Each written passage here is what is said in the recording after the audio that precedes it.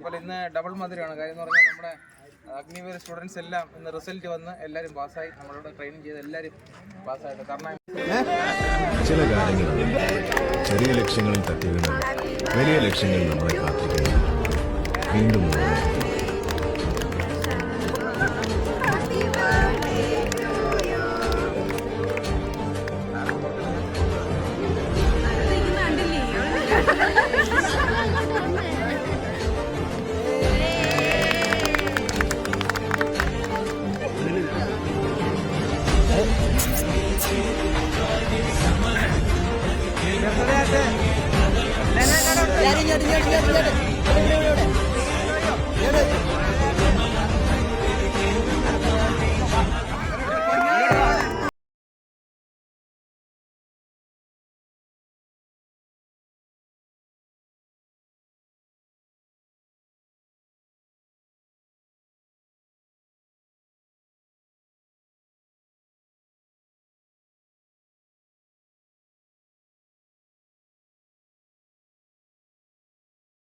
നമ്മൾ ഏതെങ്കിലും ഒരു കാര്യത്തെ ആത്മാർത്ഥമായിട്ട് സ്നേഹിച്ചിട്ടുണ്ടെങ്കിൽ, ആത്മാർത്ഥമായിട്ട് ആഗ്രഹിച്ചിട്ടുണ്ടെങ്കിൽ, അത് ഇന്നല്ലെങ്കിൽ നാളെ അത് നിങ്ങളെ തേടി വരിക തന്നെ ചെയ്യും. നമ്മൾ വെറുതെ ഇരുന്നാൽ കിട്ടില്ല.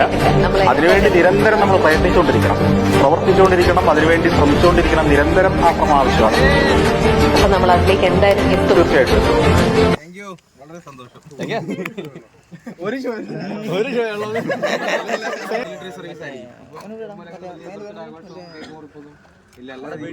മാരേജ് കഴിഞ്ഞതിന് ഇങ്ങനെ പിന്നെ ഇപ്പൊ നമ്മള് 1-2 പ്രാവശ്യം ഇവിടെ ചെയ്തില്ലേ. അല്ലാതെ വീട്ടിൽ ചെയ്തിട്ട് പ്രായം 1-2 പേരേ ഉള്ളൂ. വീട്ടില് അച്ഛനുണ്ട്, അമ്മയുണ്ട്. അപ്പൊ നിങ്ങൾ എല്ലാവരും കൂടെ ആകുമ്പോഴത്തേക്ക് എല്ലാവർക്കും ഒരു സന്തോഷം. ലൈഫിൽ എപ്പോഴും നമ്മൾ ശ്രദ്ധിക്കാതെ നമ്മളെപ്പോഴും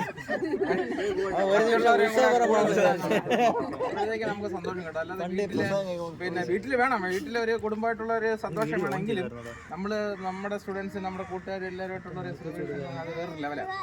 അപ്പൊ അത് ലൈഫിലേക്ക് നമുക്ക് ഓർത്തിരിക്കാൻ പറ്റും. എപ്പോഴും വീട്ടിലാകുമ്പോൾ അച്ഛനുണ്ട്, അമ്മയുണ്ട്, പിന്നെ സഹോദരങ്ങളുണ്ട്. പെട്ടെന്ന് തീരും. അത് ഇന്ന് റെഗുലറായിട്ട് നടക്കുന്ന കാര്യങ്ങളാണ്. ഇങ്ങനെയൊക്കെയുള്ള പൊതു സമൂഹത്തിലൊക്കെ വെച്ചിട്ട് നല്ല അവസരങ്ങൾ ഇതൊക്കെ എല്ലാവർക്കും ഒന്നും പായം കിട്ടുന്നത്. അപ്പോൾ എല്ലാവരും ഇങ്ങനെ ഒന്ന് ഫിസിക്കലി ചെയ്യാൻ പറ്റുമെന്നോ, എല്ലാവരും പാസ്സാവോ, നല്ലൊരു വിജയശതമാനം നമ്മുടെ അക്കാഡമിക്ക് നല്ല രീതിയിൽ ഒരു വിജയശതമാനം. അത് നല്ല ഹാർഡ് വർക്ക് ചെയ്ത് നിങ്ങൾ നിരന്തരമായിട്ട് വന്നൊക്കെയുള്ള നിരന്തരമുള്ള പ്രയത്നങ്ങൾ കൊണ്ടാണ് നമ്മൾ നല്ല ഉയർച്ചയിലേക്ക് പോകുന്നത്. അപ്പോൾ ഞാൻ ഇപ്പോഴും ഓരോരുത്തരും പേഴ്സണലായിട്ടൊക്കെ വിളിക്കാറുണ്ട്. ഓർക്കുന്നവരെയൊക്കെ ഞാൻ വിളിക്കാറുണ്ട്, ഇപ്പോഴും വിളിക്കാറുണ്ട്. വിളിക്കാൻ പറയുന്നത് പറഞ്ഞാൽ നിങ്ങളിപ്പോൾ നല്ല രീതിയിൽ പ്രാക്ടീസ് ചെയ്ത് ആ ലെവലിലെത്തി നമ്മൾ വിജയിച്ച് നിൽക്കുക. നിങ്ങൾ അതുകൊണ്ട് ഇത് പ്രതീക്ഷിക്കാതെ അടുത്ത സ്റ്റേജിലേക്ക് പോകാം. അല്ലാതെ ഇത് തന്നെ നമ്മൾ നോക്കിക്കരുത്. നമുക്ക് ഇതിൻ്റെ റിസൾട്ട് ഇതിന് പുറകെ ഓട്ടോമാറ്റിക് ദൈവം തരും. നമ്മൾ അടുത്ത സ്റ്റേജ് ഇത് മറന്നേക്കണം. ഇനി ഫിസിക്കലി ചെയ്ത് പാസ്സായി അത് മറന്നേക്കാം. ഞാൻ അടുത്ത സ്റ്റേജിലേക്ക് പോകാനുള്ള നോക്കണം.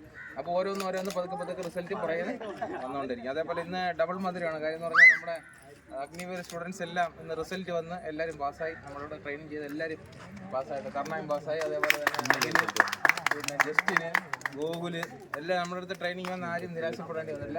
നമ്മൾ 1-2 വീഴ്ചകളേ ഉള്ളൂ. 1-2 സ്റ്റുഡൻസ് നല്ല, അതാണ് എല്ലാവർക്കും ഭാഗ്യം തുണയ്ക്കത്തിൽ എന്ന് പറഞ്ഞാൽ അവിടെ നമ്മുടെ ഏറ്റവും ഇമ്പോർട്ടൻ്റ് ആയിട്ട് ഹരിയൊക്കെ അവസാനം ഞാൻ കോൺസെൻട്രേഷൻ കുറച്ച് ഹരിക്കുക. കാര്യം എന്ന് പറഞ്ഞാൽ പക്ക 5 ഇവൻ്റ് ഉള്ളതൊക്കെ ആയിരുന്നു ഹരിക്ക് പോയതിലാണ് നമുക്ക് ഒരുപാട് വിഷമം വന്നത്. ഹരിക്കൊക്കെ പക്ക ഹൈ ജമ്പ് 140 ചാടുന്ന വ്യക്തി. എങ്കിലും ആ ഒരു സമയത്ത് നമുക്ക് എത്ര പ്രശ്നമായിട്ട് ചാടാൻ പറ്റിയെങ്കിലും ഒരു വീഴ്ച സംഭവിച്ചു. പിന്നെ അതേപോലെ അനന്തൂനും പിന്നെ ഏകദേശം എല്ലാ ഈവൻറ്റും ഉണ്ടായിരുന്നു.